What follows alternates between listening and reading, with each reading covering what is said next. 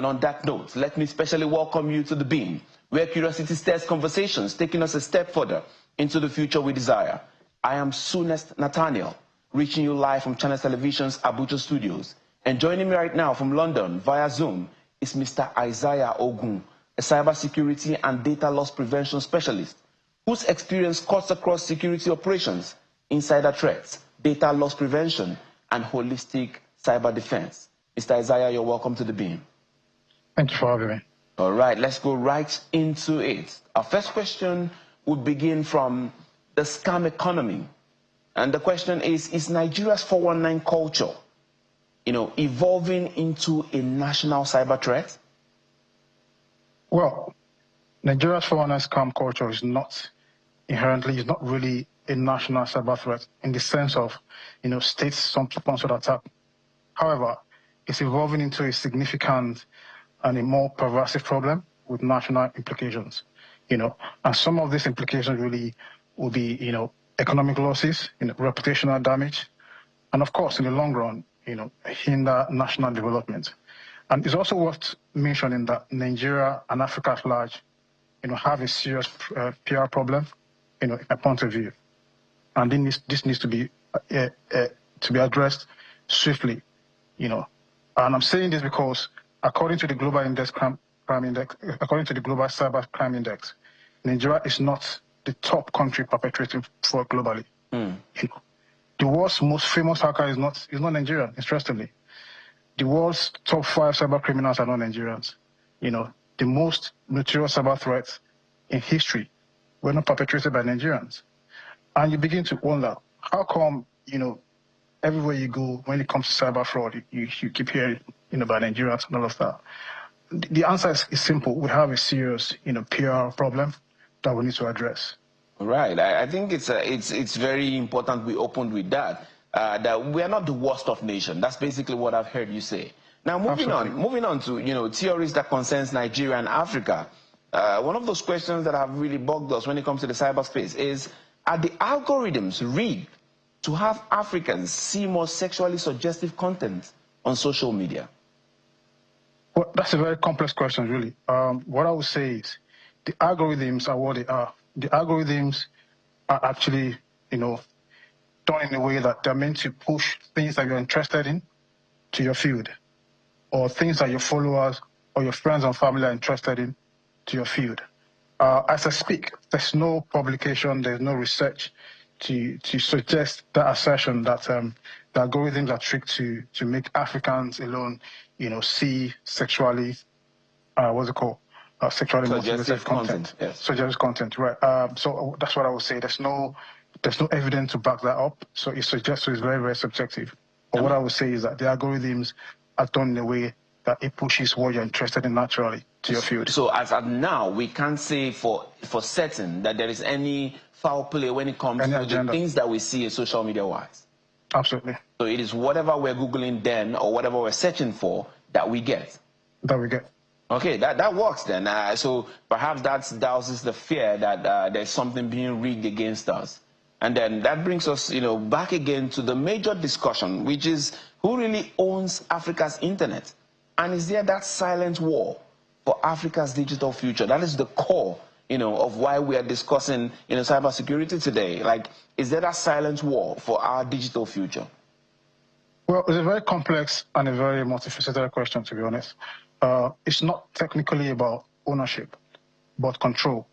And I can give you a fair yardstick to determine who controls what, right? In the cyberspace today, the people who control the cyberspace are actually the infrastructure owners. And a very good example of that would be, you have Amazon Web Service for now, you have AWS, you have the Google Cloud, and you have Azure, you have Microsoft Azure. Right. You can have the best of applications. You can develop the best application doing the best things, but you're still going to host them on the platform. And most times, 3 of these platforms, the AWS, the Google Cloud, Microsoft Azure, those are the major platforms out there. And unfortunately, they're owned by the Western world, really. So the question now is, where do we stand, in Africa? I think we also need to start building our own infrastructure, to have a fair share of the market, really. So when it comes to who owns the Africa's internet, it's not about ownership or control. And we can also, get to that point where we begin to build, infrastructure, and I look forward to that. But are we currently playing a role as Africa? Are we really thriving in this space, or is it just what they offer and we just consume? What is the relationship right now? Well, at the moment, of course, I mean, Africans are doing a lot. There's a lot of young people building apps, building some form of platform out there. So we can't completely say that we're not doing it. We're not doing well. Africa is doing well. I know a lot of young guys doing amazing things within the security space, right? And it's always just a matter of time. I would just need government to keep supporting and keep improving that aspect of things, so I'll be able to have a fair share, on the table as well. All right, let's move to some other concerns when it comes to cybersecurity and the digital space. There are growing concerns everywhere as regards sextortion, as a crime. And then the question is, it doesn't seem to be anything in Nigeria. Is this something we should be concerned about? Absolutely. Sextortion is a very serious crime. It is a growing threat, targeting minors especially. And it's also a crime that's led a lot of victims, to depression, taking their lives. And as a matter of fact, the FBI has actually seen a very horrific increase, in reports of financial sextortion schemes. And there's a whole lot to be done. Yeah, absolutely. We need to be concerned, even in Nigeria as well. So the government needs to implement strict laws, in terms of curbing this menace, strict laws in terms of privacy, data privacy, because most of all this sextortion come from, people being blackmailed into sending that digital or what's called digital image, or sexually explicit images to without consent, really. And this is where government needs to come in and actually implement strict laws as well. So yeah, to answer your question, yeah, it's a very, very, serious crime and is of concern. I should be taken seriously. All right. Having you, we're going to be going around, the questions that really bother us when it comes to, the cyberspace. And so one of those extras that just trickles down from sextortion is about, digital gender violence. Is the internet today safer for African women and girls? Are they safer on the internet today? Well, the internet is not inherently safer for African women, to be honest. And according to Plan International Survey in 2020, they found out that over half of young women in 22 countries, including Nigeria as well, had experienced some form of online harassment or abuse in the form of cyber stalking, non-consensual sharing of intimate images, hate speech, deep fake abuse. Right. So yeah, they're not inherently safe, and that's where a lot needs to be done. And a very good example of what needs to be done will be digital literacy and self-education. And of course, government again needs to do a lot in implementing, strict rules and policies to be able to curb this menace as well. All right, you brought up something which we cannot ignore. We're talking deepfake and artificial intelligence.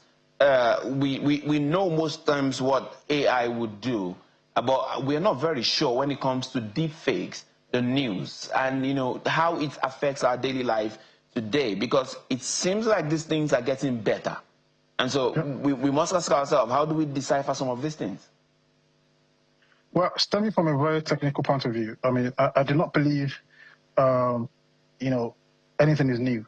Nothing is new under the sun, really. However, things are coming in different dimensions, and the emergence of AI and deepfake and all of that. And AI and deepfakes are actually bringing a new dimension to it. AI-generated deepfake media is a growing threat, to international security.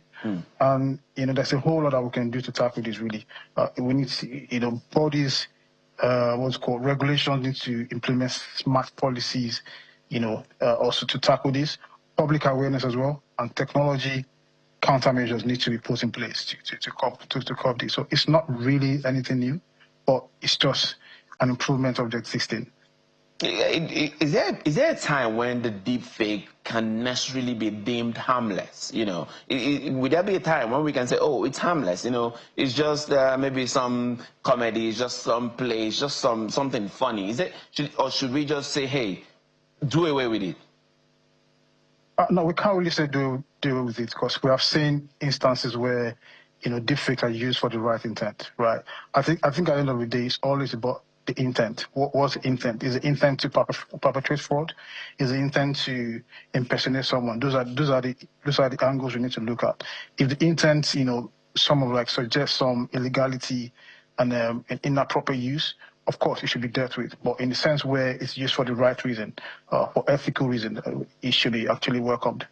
Okay, so in your own assessment, what will be the biggest threat we face right now when it comes to cybersecurity? Because that will be where our major extra focus will be when we continue this conversation. But right now, before we go on a break, what do you think is the core thing when it comes to cybersecurity that we are facing, that we should be very, conscious about? Well, from a technical point of view, I mean, phishing emails account for the highest number of cyber threats we have, and that's because all other cyber threats like denial of service, ransomware, malware, they emanate from an email. It takes just one email to be sent to you. It takes you clicking on one simple phishing email to redirect you to a credential harvesting page, and everything goes on from there. So I would say phishing email. So as a public awareness should be done when it comes to phishing email. People should learn to understand. People should understand that they don't need to welcome any email from someone they're not expecting email from. They also need to look at domains where emails are coming from and to be sure that they're coming from the right, from the right sources. And if the email sounds so good to be true, you're probably, not the one for you. If it sounds very, very juicy and you see that, there's money involved, and someone is telling you you're going to make, 200% return on investment within a month or within a week in an email, and just you should be suspicious of that, especially if you're not expecting it. So yeah, I would say phishing email is one of the top cyber threats out there. So what leaves people very vulnerable to phishing emails majorly? What in your assessment, in your check, in your research, what makes people very vulnerable? Well, I would say greed. Yeah, so someone is sending email telling you, you're going to win this, win that within in a period of time that you have not worked for, and it sounds very good to you, and you go ahead and click on something, or you go ahead and put your, bank details or card details into some website that can potentially harvest your credentials. And by credentials, I mean your login details and all of that. And that's it. It goes on from there. So yeah, I would say greed is one of them. Of course, apart from greed, there's also negligence. People know what to do, but they're just negligent. They're not really meticulous enough to read within the lines what every email is saying. And apart from that, ignorance as well is also it's a problem. So when it comes to threats, that so many things account for potential threats. You have people who negligently do the wrong things. You also have people who do the wrong things unknowingly, right? Regardless of what intent it was, is a threat. All right. That needs to be dealt with, really. So people need to pay more attention, read between the lines, and be meticulous enough to see any anomaly. All right. At this time, we're going to be taking a short break, and when we return, we're just going to be answering further questions as regards the new trends when it comes to the hacking world. We're also going to be asking questions as regards hacktivism and to know if that should be encouraged or not. It's going to be a very interesting one because I'm sure there are many people who say, hey, why do you want to stop people from doing activism using hacking? We'll be right back. Stay with us.